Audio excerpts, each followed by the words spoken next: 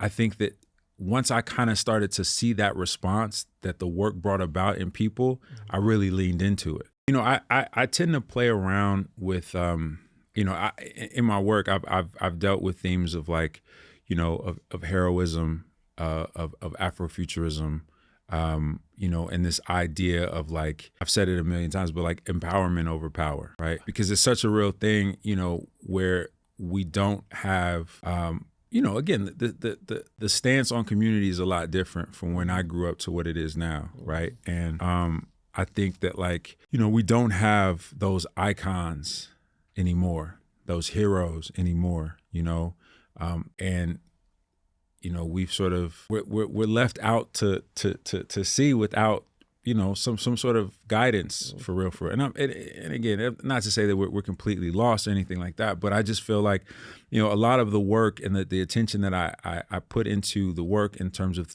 thematics is like focusing on that and that level of like upliftment. And for me, I kind of unintentionally tapped into something where I think my work kind of generated a sense of like hope and wonder.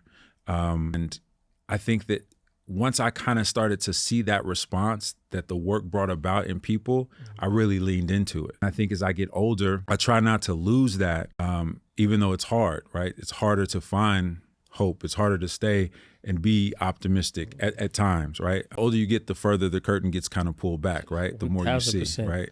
And so I think now, it's a bit of that, but I think it's stretching, right? It's, as I've grown just as a man, as an artist, the work I think has grown both within the context of it and also the aesthetic. And, right now I've just been exploring a lot more different themes, but I feel like it's really important right now because I feel like, we're living in a very, very interesting time and, we gotta talk about it.